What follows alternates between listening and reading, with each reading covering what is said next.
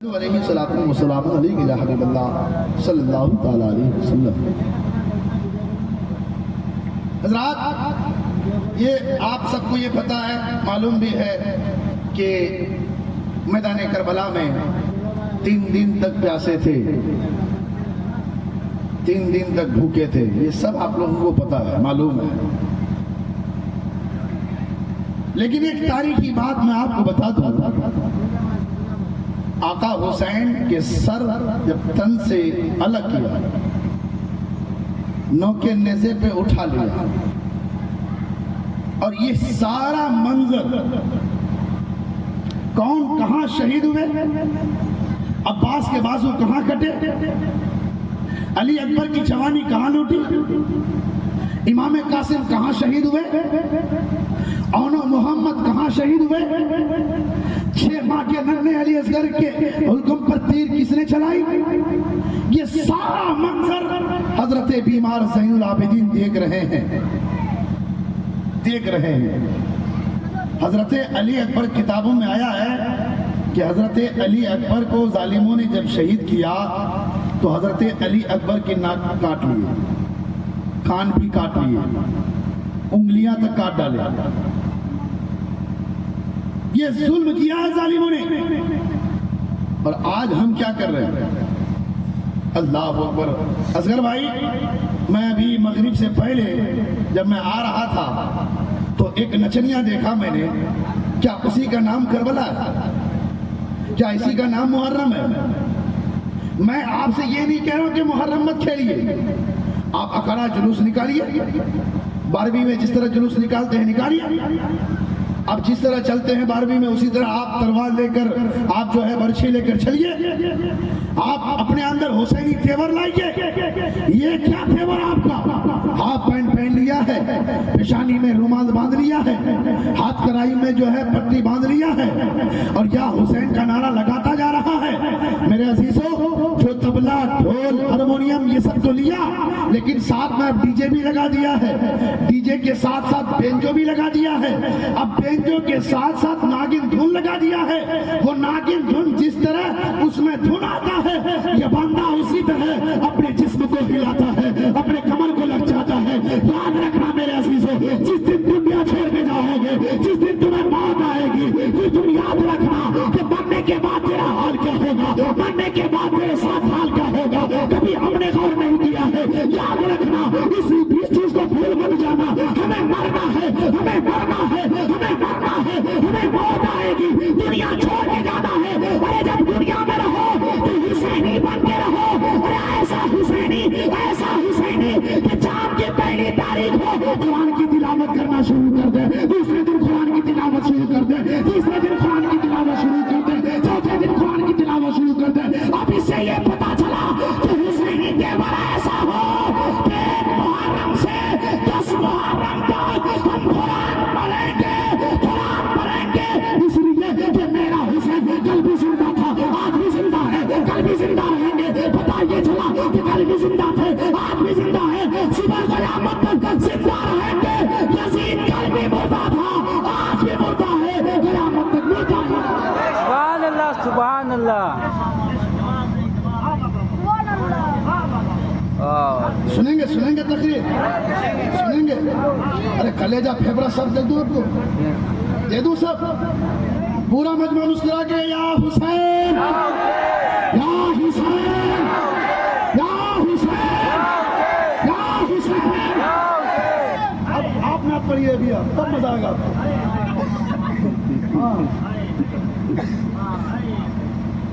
حضرات، ایسا تیور آپ اپنے اندر لائیے۔ حال بہت برا ہو چکا ہے، بہت برا حال۔ سنیے تاریخ کربلا، چند باتیں میں کاٹ کاٹ کے آپ کو سمجھا رہا ہوں۔ ظالموں نے جو ظلم کیا ہے، حضرت علی اکبر ان کے ناک کو کاٹ لیے ظالموں نے، کان کو کاٹ لیے، انگلی کو کاٹ ڈالے، اور یہ سب حضرت بیمار زین العابدین دیکھ رہے ہیں،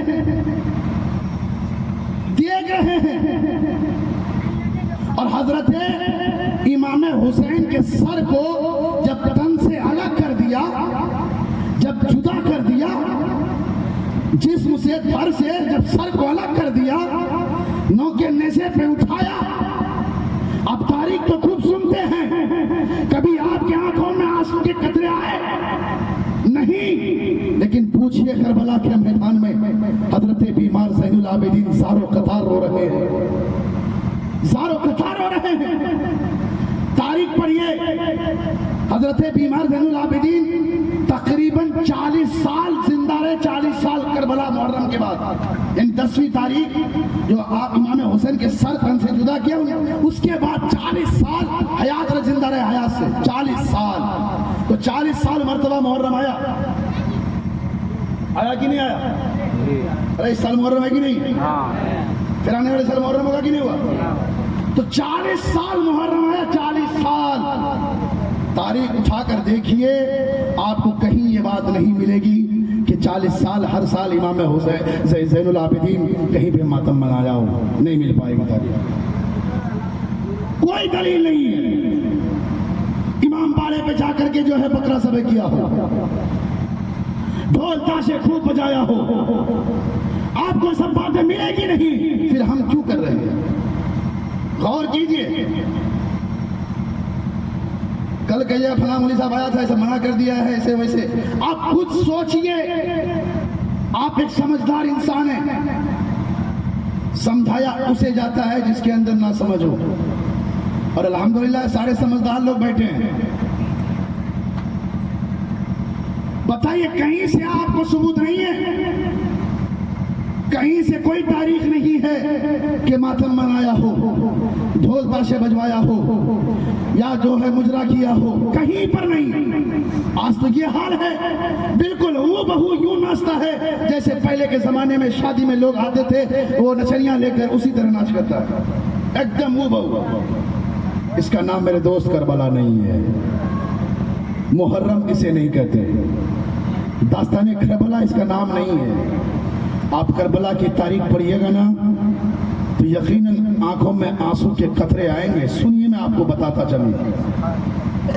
حضرت امام حسین کے سر کو جب الگ کر دیا ظالموں نے، بہت ساری باتیں میرے پیچھے چھوڑ دیا ہے، قاری شاکر صاحب آپ کو سنائیں گے بیچ میں آگے کربلا کے بعد کا میں سنا رہا ہوں.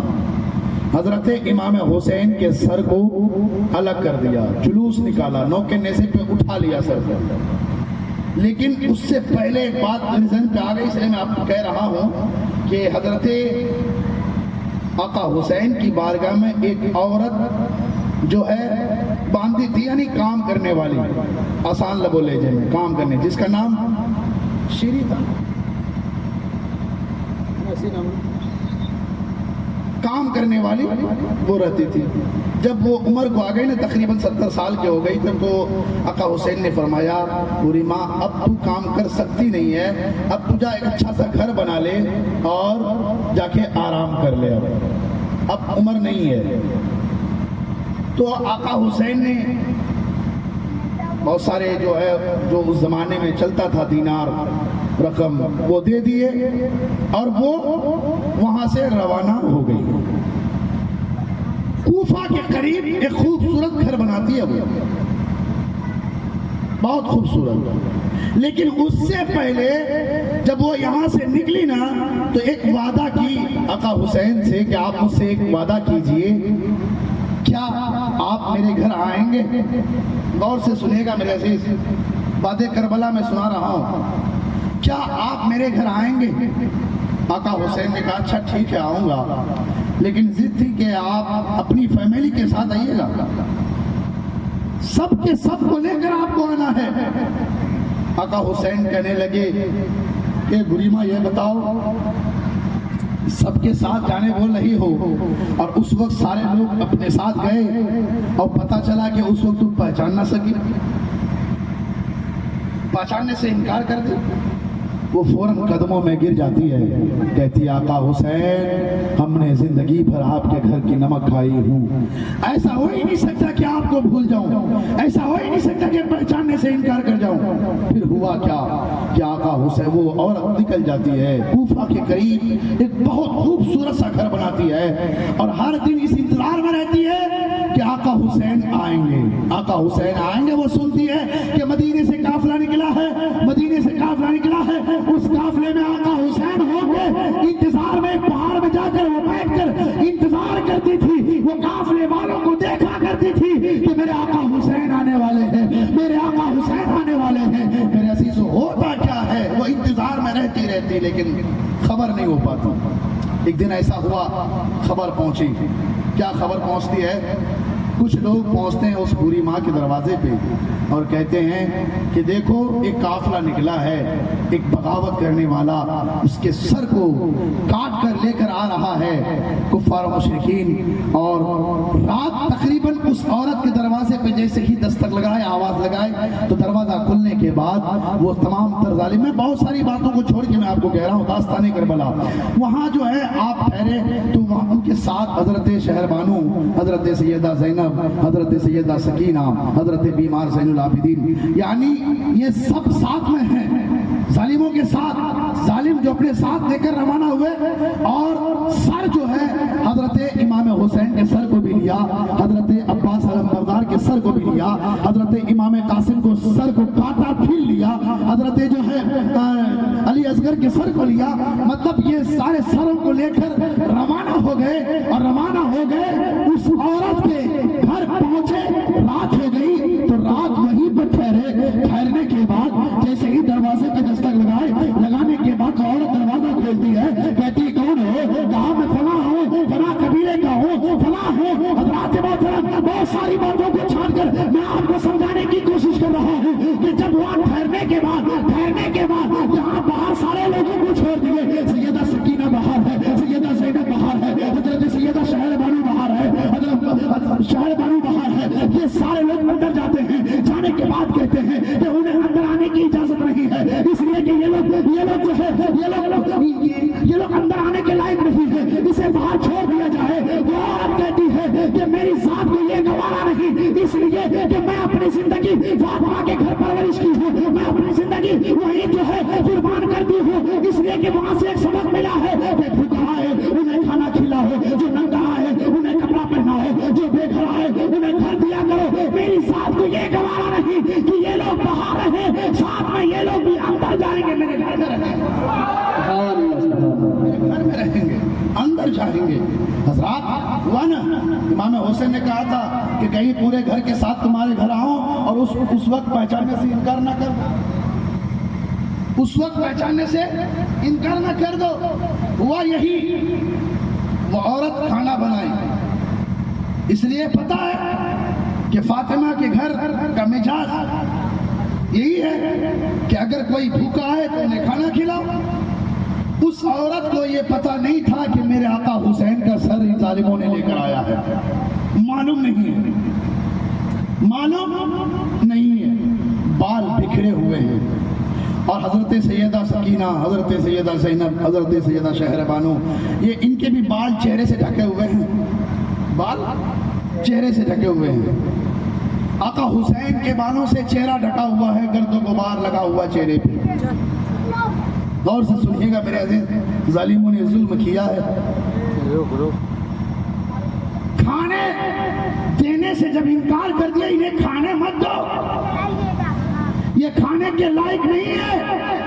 वो औरत कहती है कि मैंने फातिमा के घर देखी हो कि खुद भूखे रहते थे लेकिन भूखों को खाना खिलाया करते थे, भूखों को खाना खिलाया करते थे। मेरे अजीज, हुआ क्या कि जैसे ही खाने को पेश करती है, इतने में क्या होता है, हजरत सैयदा ज़ैनब चीख उठती है, कहती है ओ भाई हुसैन। इतना कहना था कि वो औरत, उस औरत के अंदर, क्योंकि वो मोहब्बत की है, वो आका हुसैन के घर में रही। जब ये सैयदा ज़ैनब चीखती, कहने लगी ओ भाई हुसैन, वो औरत कहने लगी तुम हो कौन, आवाज किसको दे रही हो? सैयदा ज़ैनब कहती है कि तूने पहचाना नहीं? अरे यही तो है जिसे तुम प्यार किया करती थी, यही तो आका हुसैन है जिसे तुम बोसा दिया करती थी। मेरे अजीजों, जैसे ही वो औरत आका سے ہٹائے تو کشت کھا کر بے ہوش ہو جاتی ہے. بے ہوش ہونے کے بعد پانی چھڑکایا جاتا ہے, پھر وہ ہوش میں آتی ہے.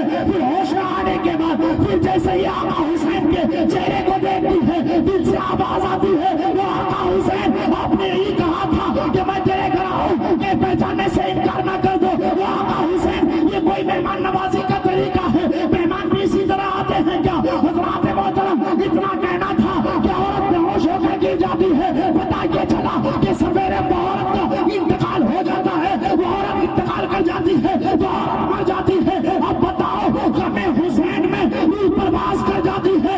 آج غم حسین میں ہمارے ایک قطرے آنسو تک نہیں. نعرے تکبیر, نعرے تکبیر, نعرے رسالت, نعرے رسالت, مسلک اعلی حضرت, مسلک